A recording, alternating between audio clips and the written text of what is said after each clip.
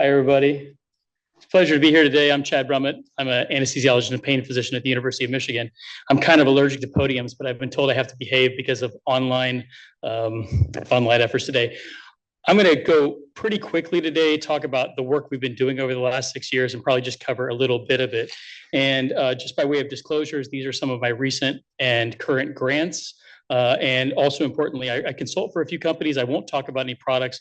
I do a little bit of expert testimony, and I have a patent that has still paid me $0 to date, but is for sale if anybody wants it.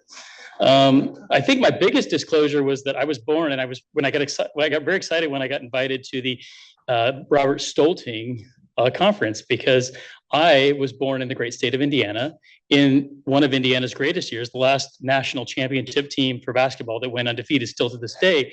And so I thought I was destined to be a basketball player for the rest of my life. But unfortunately, I'm a power forward stuck in a guard's body. And so my love for Indiana has never waned, though. This is me after Indiana won the last Big Ten championship at Michigan. I wore this to my office at the University of Michigan just to sort of razz my colleagues. But I think importantly for me, for Dr. Stoelting, he won't remember this, but I remember being this little medical student who needed a letter of recommendation for residency. So I call his office, because this is back in the day when you called people. And I call expecting to get an administrative assistance, and immediately, Bob Stoelting. And I thought, I froze. I didn't know what to say. And he said, "Oh yeah, Chet, nice to meet you. Sounds great. Why don't you come down to the operating room now? I'm in my office." I said, "Great." So I walked down there, and Dr. Stoelting had a really nice, beautiful office in the dean's office, but he preferred his office near the operating room with this awkward partition between him and his admin. They just sat in that office, and he worked because he liked to be part of that. And I will forever be grateful for Dr. Stoelting. He would not pick me out of a lineup today, but I'm appreciative, and I'm still a proud Indiana grad. So I do a lot of work thinking about opioids in a way that a lot of anesthesiologists don't. And really, this is how our group started. Why do surgeons prescribe so much? Now, I'm a pain physician. I could replace myself in this image and say, why do anesthesiologists prescribe so much? Why do pain physicians, dentists? We could really put anybody in this picture, right? And we heard some powerful stories here earlier today. I would normally start with a story, and I'm appreciative of those stories because stories do drive what we do, but these are true factors, right? And these have been shown both informally through conversation, but also through formal qualitative studies. People prescribe because they're concerned about time, they're concerned about phone calls for refills, patient satisfaction, and reimbursement still matters. I still care that people go back to their primary care physician and say, "Hey, Brummett's a good guy, send in more patients." And so because of these factors, I could be driven to prescribe more. But thankfully, our group and others, you see Brian Bateman up there, have done a number of different types of study with different types of data, and pretty clearly in all cases shown there's no association between the number of pills prescribed after surgery, after dentistry, after multiple acute care episodes, and people's satisfaction with their care, nor is there an association between the amount of pills prescribed and likelihood of refill. People call for refills. The thing about it, though, is it doesn't matter whether you prescribe 6 pills after an abdominal surgery or 60, the line's pretty flat. Doesn't matter if you risk adjust or don't. In fact, after total knee replacement, once you get up to that 150 pill level versus the 10, you start to see higher rates of refill. Probably because people are becoming dependent and withdrawing as they stop, they're taking it more. And we've done a lot of work. We were talking about social psychology earlier, this concept of anchoring and adjustment. I had seconds for lunch, right? I don't normally have seconds for lunch, but the buffet was there. I came back, I had more. I would have been satisfied with one plate. We're giving a lot, but we're not necessarily satisfying people more. They care that we call them, that we attend to them. And then that same way, if we take a Saturday afternoon where we get a call and we have to refill and we start changing our prescribing, we're not doing something that's evidence-based.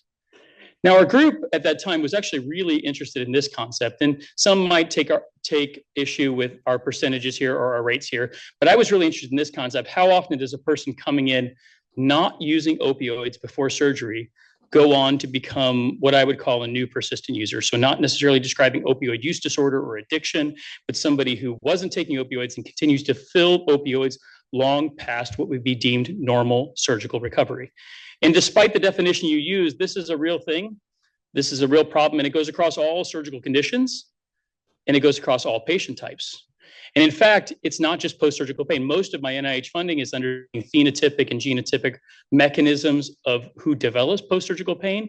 But actually, this overlapping Venn diagram between post-surgical pain and opioid use, chronic opioid use, it probably sits like this. There is some overlap, but they're very different concepts. And I just give you one example, that second line there, the Gessling et al., the total knee and total hip replacement prospectively collected data. And whether your knee or hip got better, worse, or stayed the same, that wasn't in any way associated with your likelihood of dependence. So what are those factors that we see consistently? And these go across, again, many different data types, many different studies.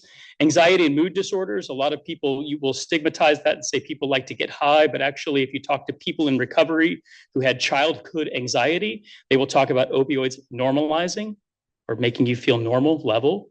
Our PACU nurses have known this for years. They are giving opioids for pain, but a lot of times you see them treating anxiety in our recovery units. Sleep problems, we've all had that family member say, oh, you know, my pain's fine post-operatively, but it's helping me sleep. But the problem is these aren't very good sleep medications. This is like drinking to sleep. You'll sleep, but you won't have restful sleep. Remote opioid use, this idea that we know what you're taking today, but have you previously been dependent or ever used opioids regularly? Okay, that's an easy concept, but an important one, because ultimately, if you have demonstrated that, you've demonstrated the ability to tolerate opioids, which about 80% of people cannot. Chronic pain conditions, again, seem obvious, but 1 in 3 Americans lives with chronic daily pain. Most are not taking opioids. They come in, they may have an abdominal surgery, and they keep taking opioids long after because maybe for some short period of time, their back or their knee pain is better, and we're not asking them why. And subsequently, the substance use disorders I'll talk about in a minute. Now, I've been told by, we've had critics over the times who've said persistent opioid use is just a couple pills now and then. It's really not that big of a deal. Why are we making such a big deal out of it? And so we've now published a number of studies, and other groups have as well, looking at this phenotype of continued opioid use, and shown that it is associated with development of a frank opioid use disorder, subsequent overdose. It is associated with the only genetic finding that's been consistently associated with opioid use disorder or addiction with the OPRM1 finding. Death, healthcare costs and utilizations, falls, readmissions. If I showed this to any hospital administrator, they would be interested, right? So this is a meaningful outcome. Now, our group, we just talked about sort of this iterative process, this implementation science process. We've used that process with hospitals across the state of Michigan, 70 hospitals, multiple quality collaboratives, largely funded by Blue Cross Blue Shield of Michigan, to come up with a series of, not comprehensive, but a series of prescribing recommendations that were recently recognized by the CDC guidelines and actually do meet leapfrog quality metrics as well. And you see this 0 to a number. That number is sort of what we would say is the upper bound, generally the 75th percentile of what people use. It has decreased over time because we give them less, they take less. Satisfaction and pain stay the same. And so we've done this over time, and we continue to update these.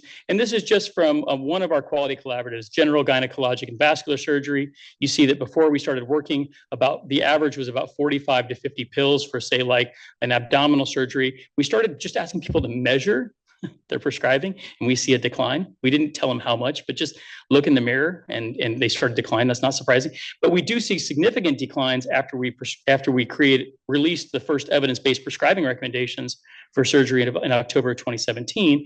And then this starts to level off such that now we're prescribing on average about 12 pills, 10 to 12 pills for this case mix. And in doing so, this dark black line here shows you the decrease in prescribing in our state. And these data are from about, I think, 30 or 40,000 patients across 60 hospitals in our state. We see a decrease in prescribing. We see with that dotted line, a decrease in consumption, with pain remaining low and flat and satisfaction remaining high and flat. Didn't come in with the perfect multimodal protocol. You start messing with somebody's soup recipe and they don't want to play. We just sort of said, hey, this is how many pills to prescribe. And I have to say, this went better than we expected it to, right? We did not expect this to go that quickly. Now, everybody in this room, your hospital has changed prescribing. I get it. I know it. We looked at Medicare data. We used a difference in differences approach. This is an econometrics approach that acknowledges there's change in the world. Things are changing over time. And we compared the 49 states to Michigan, And I should flip colors. Michigan here is in orange, not in blue. This is the before Harbaugh. This is the Michigan versus everybody slide. But we see clear, after we released our guidelines here in 2017, declines in prescribing that were significantly different and significantly faster than the rest of the state, such that we are prescribing about 11 pills less per case in the state of Michigan when compared to the rest of the country. And we have reduced the amount of persistent use in our state by an additional 0.5%. May not seem like a big number, but we're here talking about quality and safety, and 0.5% with those outcomes is a meaningful number. We have transitioned, and in the last couple of minutes, I'll just tell you where we're going. This was maybe easier and faster than we expected. I'm not saying it was easy, but we've been effective. We've been really pleased with our partnerships and all of the people that we've worked with. So now we're starting to think about these harder pieces. Maybe where we almost started. How do we screen for substance use disorder? We're giving everybody a controlled substance, but we're not asking people about their own substance use history or their family history. We're not communicating between prescribers, and we're not coordinating care. And I just give this as one study. This is from Puccia Lagasetti. This is using a private payer claims database, national database of people who we would call chronic opioid users, people who used opioids month over month. 90% had a usual prescriber, someone who prescribed to them most months. Only a small portion, 30%, actually went back to that prescriber within 30 days, right? So this is a person who's normally getting opioids. They go have surgery, and then they just the surgeon's taking care of it, I guess. And with that, about 75% had high-risk prescribing, lots of overlapping prescriptions, benzodiazepines, high dose, and multiple prescribers. These are problems, and this is probably something that can be fixed with quality metrics. Similarly, and this is busy, but this is a new paper from Ann Fernandez and Mark Bickett from our group. These are data from the University of Michigan, about 2,000 patients. We used a standardized screening measure, the TAPS. This is the NIDA quick screener. And what you see here is that we picked up a lot. About 2 in every 5 patients had some concerning finding. And this is not just tobacco, binge alcohol use, non-prescription drug use, and prescription misuse. And we've already shown that these are better asking a patient, especially in the ways that we ask patients. So a standardized approach could pick up more patients and allow us to start to link patients to care. I've only touched on a few things. If you're interested, you can go to michigan-open.org. We're doing a lot of work with naloxone distribution, policy work. We have a musical for high school students that we've been testing across our state, and are working on other things. I want to just give a quick shout out to our team, hardworking bunch, really incredible group of people, my co-PIs, a couple surgeons, another anesthesiologist, and an epidemiologist. Thanks.